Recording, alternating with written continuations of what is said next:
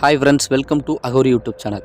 நம்ம சேனலில் இன்றைக்கி 5வது எபிசோடாக எங்கே உள்ள சம்பவத்தை பற்றி பார்க்க போகிறோம் அப்படின்னு பார்த்தோம்னா, திருநெல்வேலி மாவட்டத்தில் ஆற்றுப்படுகையில் அமைந்துள்ள ஒரு சின்ன கிராமத்தில் சங்கீதா அப்படின்னு சொல்லக்கூடிய ஒரு பெண்ணும் அவர்களது 4 தோழிகளும் குளிப்பதற்காக ஒரு விடுமுறை நாட்களில் குளிப்பதற்காக நீச்சல் பழகுவதற்காக சென்ற இடத்தில் அந்த சங்கீதாவிற்கு நடந்த ஒரு சில அமானுஷ திகில் சம்பவத்தை தாங்க நாம் இன்றைக்கி 5வது எபிசோடாக பார்க்க போகிறோம்.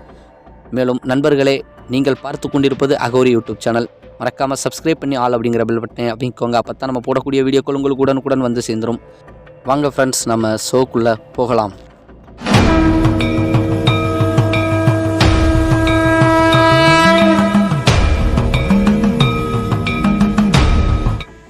நாம் ஏற்கனவே சொன்னது போல் இந்த சம்பவம் திருநெல்வேலி மாவட்டத்தில் ஒரு ஆற்றுப்படுகையோர கிராமத்தில் சங்கீதா மற்றும் அவர்களது 4 பெண் தோழிகளுக்கு நடந்த ஒரு சில அமானுஷ திகில் சம்பவம் தாங்க. அதாவது என்ன நடந்தது அப்படின்னு பார்த்தோம்னா, 2005 அந்த காலகட்டத்தில் ஒரு +1 முடிச்சிருக்காங்க இவங்க எல்லாருமே. அந்த விடுமுறை நாளில் நம்ம ஊருக்கு அவுட்டரில் உள்ள ஆற்றுக்கு போய் நல்லா குளிச்சு நீச்சல் பழகி விளையாடலாம் வாங்கடி அப்படின்னு சொல்லிட்டு அந்த 5 பெண்களும் ஒரு முடிவெடுத்து சரின்னு சொல்லிட்டு போகிறாங்க. ஆனால் பெரும்பாலும் இவங்க கிராமத்திற்கு அவுட்டரில் தான் இந்த ஆறு அமைந்திருக்குது. ஊருக்குள்ளே உள்ள ஏகப்பட்ட பெண்களாக இருக்கட்டும் ஆண்களாக இருக்கட்டும் துணி துவைப்பதற்கு குளிப்பதற்கு மேற்கொண்டு இது போல் விளையாடுறதுக்கு ஒரு விடுமுறை நாட்களுக்கு அங்கே போகிறது தான் வழக்கம். ஆனால் இவங்க போன அன்றைக்கி ஆட்கள் இருக்காங்க. ஆங்காங்கே இது ஆற்றுப்படுகை ஒரு நீளமான ஆற்றுப்படுகை. ஆங்காங்கே எல்லாருமே குளித்து மகிழ்ந்து விளையாண்டுக்கிட்டு இருக்காங்க. இப்படி இருக்கக்கூடிய அந்த வேலையில் தான் இந்த சங்கீதா இவர்களது தோழிகளும் குளித்து விளையாடலாம் அப்படின்னு சொல்லிட்டு போய் நல்ல முறையில் விளையாண்டுக்கிட்டு இருக்காங்க.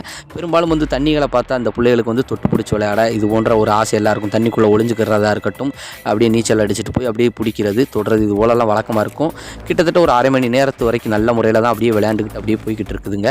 அவங்களுக்கு அன்றைக்கு பொழுது அப்படியே நல்லா கழிஞ்சு போய்கிட்டு இருக்கும்போது ஒரு அரை மணி நேரம் கழித்து இந்த சங்கீதா என்ன பண்ணுறாங்க அப்படின்னா, இவங்க தான் என்ன பண்ணணும், மற்ற எல்லாரையும் இவங்க தான் கண்டுபிடிக்கணும். தண்ணிக்குள்ளே ஒளிஞ்சிக்கிட்டு இருக்கக்கூடிய மற்ற தோழிகளை இவங்க தான் கண்டுபிடிக்கணும். அப்படி எல்லோரும் நல்லா அங்காங்கே ஒளிஞ்சிக்கிட்டு இருக்கும்போது இவங்க அப்படியே முங்கனிச்சல்ல போய் அப்படியே பிடிக்கிற மாதிரி போகும்போது கையில் ஏதோ தட்டுப்பட்டுருக்கு. என்னன்னு சொல்லி அப்படி இழுத்து பார்க்கும்போது ஒரு சேலை ஒன்று கையில் காலில் நல்லா பின்னி இருக்குது, தட்டுப்பட்டுருக்கு. உடனே தூக்கி அப்படியே பார்த்துருக்காங்க. பார்த்ததுமே அந்த சேலையை என்னடா ஏதோ அவுட் பண்ணிட்டோம், ஏதோ பிள்ளையோட சுடிதாரை ஏதோ ட்ரெஸ்ஸை தான் முடிச்சு எடுத்துட்டோம், அப்போ அவுட் பண்ணிட்டோம் அப்படின்னு சொல்லிட்டு சந்தோஷத்தில் அப்படி தூக்கும்போது முழுன்னு வந்துக்கிட்டே இருக்குது. என்னென்னு பார்க்கும்போது அது ஒரு சேலை. மற்ற எல்லாருமே அவுட்டுன்னு இந்த பொண்ணு எந்திரிச்சு கத்தும்போது எல்லார் தலையும் தெரியுது. எல்லார் தலையும் இருக்க. அப்போ இது என்னது அப்படின்னு சொல்லிட்டு நல்லா இழுத்து பார்க்கும்போது ஆமாங்க, அது ஒரு சேலை தான். ஒரு துணி ஒன்று சிக்கி இருக்குது. அதை நல்லா அவுட் பண்ணவோ நீ தான் மறுபடி அப்படின்னு சொல்லிட்டு மறுபடி விளையாட சொல்கிறாங்க. அப்படி விளையாண்டுக்கிட்டு இருக்கும்போது யாரோ சங்கீதாவை பிடிச்சி காலை பிடிச்சி இழுத்த மாதிரி இருந்திருக்குதுங்க அந்த ஆற்றுக்கரையோரத்தில். அதாவது கிட்டத்தட்ட இது ரொம்ப ஆழமும் கிடையாதுங்க, ஒரு நெஞ்சுக்கு தண்ணி இருக்கக்கூடிய இடத்துல தான் விளையாண்டுக்கிட்டு இருக்காங்க. ஏன்னா இவர்கள் எல்லாருமே அரைகுறை நீச்சல் தான் பழகிருக்காங்க. அப்போ யாரோ இழுக்கிற மாதிரி இருக்குன்னு சொல்லி மிரண்டு போனதுக்கப்புறம் தான் எந்திரிச்சு பார்க்கும்போது, என்னடி விளையாடுறீங்களா, காலை பிடிச்சி உள்ளே இழுக்கிறீங்க முழுன்னு அப்படின்னு சொல்லிட்டு இவங்க திட்டிருக்காங்க. திட்டும்போது மற்ற தோழிகள்லாம் சொல்லியிருக்காங்க, நான் எங்கடி இழுத்தேன் அப்படின்னு சொல்லிட்டு எல்லாரும் சத்தம் போட்டு முடிச்சிருக்காங்க. ஆனால் அப்போ இருந்தே அந்த சங்கீதாவுக்கு ஒரு சில அமானுஷ சம்பவங்கள்லாம் நடந்திருக்கு.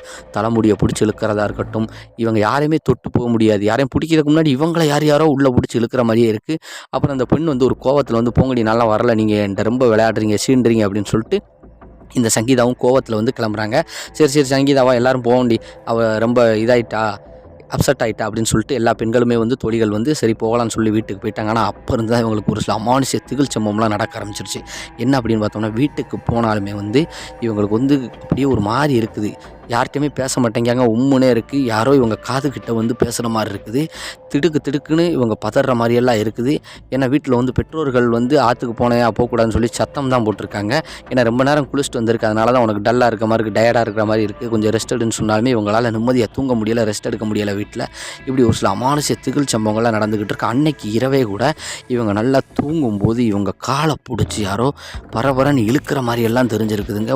முழிச்சு பார்த்தா உண்மையிலே யாரோ இவங்க காலை பிடிச்சி இழுத்துக்கிட்டு வாசல் வரைக்கும் கொண்டு போன மாதிரி எல்லாம் இருந்திருக்கு. உடனே கத்தி கூப்பாடு போட்டால் தான் அவங்க அப்பா அம்மாலாம் எழுந்திரிச்சு, என்னம்மா என்ன அதுங்கையில் இந்த மாதிரி நடந்துருச்சுங்க போது, இதுக்கு தான் எங்கேயும் போகாதன்னு பிள்ளை கூட போகாத, ஆற்றுக்கு போகாத, கண்ட நேரத்தில் போகாதுன்னு சொன்னால் கேட்க அப்படின்னு சொல்லிட்டு அந்த நேரத்துக்கு திருநீரெல்லாம் சாமி படங்களை எடுத்து பக்கத்தில் வச்சு திருநீரெல்லாம் வச்சு விட்டு, சரி எதையோ பார்த்து பயந்துருக்க, ஒன்றும் பிரச்சனை இல்லை தூங்கு அப்படின்னு சொல்லி தூங்க வச்சாலுமே அவங்களுக்கு எந்த ஒரு தூக்கமும் வரல. ஏன்னா கண்ணு முன்னாடி யாரோ இழுத்துட்டு போகிற மாதிரியெல்லாம் தெரிஞ்சிருக்கு.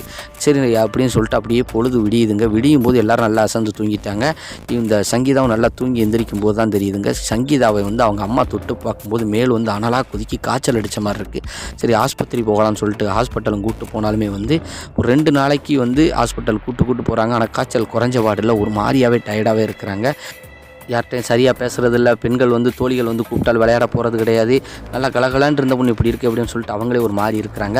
ஆனால் இருந்தாலும் இதை அக்கம் பக்கத்தில் உள்ள ஒரு பெரிய ஆள், ஒரு பெண்மணி ஒன்று இருக்காங்க, ஒரு வயதான ஒரு பெண்மணி, கிட்டத்தட்ட 55 வயது கிட்ட அவங்களுக்கு இருக்குன்னு சொல்லியிருக்காங்க.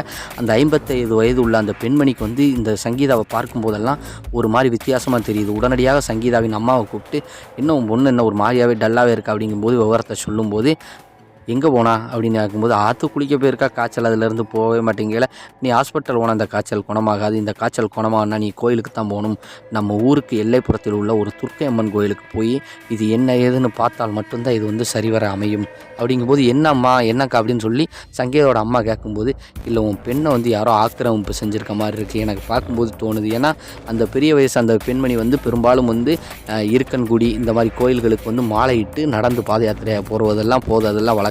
தொடர்ச்சியாக வந்து இந்த 55 வயதிலும் கூட வந்து கோயிலுக்கு தொடர்ச்சியாக மாலையெல்லாம் போட்டு போவது வழக்கம். அவங்க கண்ணுக்கு ஏதோ அமானுஷமாக தட்டுப்பட போய் தெரிய போய் தான் சொல்லியிருக்காங்க. சரி அதுவும் சரிதான்னு சொல்லிட்டு இந்த பெண்மணியை வந்து கோயிலுக்கு கூப்பிட்டு போகும்போது வரவே மாட்டோம்னு அடம் பிடிச்சி அந்த பெண்ணை வந்து மல்லு கட்டி தூக்கிட்டாங்க.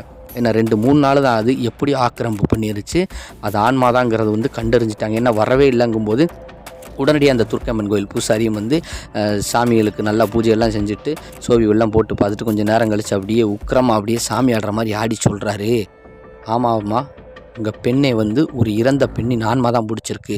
அந்த ஆற்றுல வந்து துணி துவைக்க போகும்போது வந்து எதிர்பாராத விதமாக தண்ணி அதிகமாக வந்தால் வந்து ஆற்றுல அடிச்சுக்கிட்டு வந்த ஒரு பெண்ணின் ஆன்மா அங்கே இருந்திருக்கு. யாராவது வரமாட்டாங்களா அப்படின்னு சொல்லி தேடும்போது தான் உன் பெண்ணே போய் வலுக்கட்டாயமாக அந்த ஆன்மா வந்து இழுத்துட்டு வந்த மாதிரி இழுத்துட்டு வந்திருக்கு. அது உன் பெண்ணை விடவே செய்யாது. இதுக்கு ஒரே ஒரு வழி தான் இருக்குது, இந்த அம்மனை விட்டால் உனக்கு இப்போதைக்கு வேறு வழியே கிடையாதுங்கும்போது மனமுருகி வேண்டி எப்படி நீங்கள் தான் ஏன் காப்பாற்றணும் அப்படின்னு சொல்லிட்டு பூசாரி காலில் விழுந்து, ஏன்னா பூசாரிகள் வந்து அம்மன் தான் வந்து ஆடிக்கிட்டு இருக்கு, துர்க்கை அம்மன் தான். உடனடியாக சரி அந்த நேரத்துக்கு வந்து நல்ல பூஜைகளெல்லாம் செஞ்சு இந்த பெண்மணியை வந்து விரட்ட பார்க்கும்போது, இது போகவே மாட்டேன், நான் விடவே மாட்டேன், கன்னி பொண்ணு இவளை விட்டு நான் போக மாட்டேன்னு சொல்லி அது மன்றாடிக்கிட்டு இருக்கு. யார் அந்த ஆன்மா.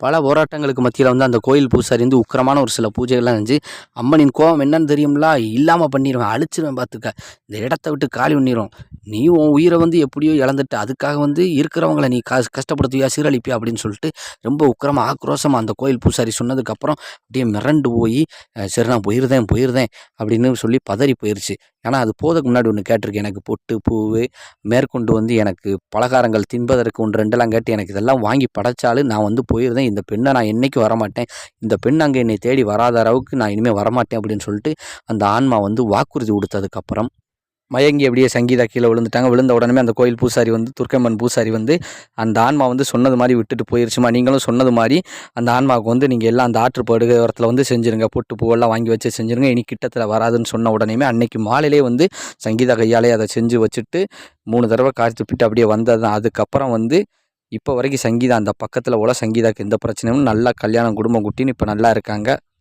மேலும் சங்கீதா அவங்க லைஃப்பில் நடந்ததை பற்றி நீங்கள் என்ன நினைக்கிறீங்கன்னு சொல்லி மறக்காமல் கமெண்ட் பண்ணுங்கள். மேலும் நண்பர்களே, அகோரி யூடியூப் சேனலுக்கு உங்கள் பேர் ஆதரவை தாருங்கள். சப்ஸ்கிரைப் பண்ணிக்கோங்க, ஆல் அப்படிங்கிற பெல் பட்டனை அமைக்கோங்க. நன்றி, வணக்கம். அடுத்த வீடியோவில்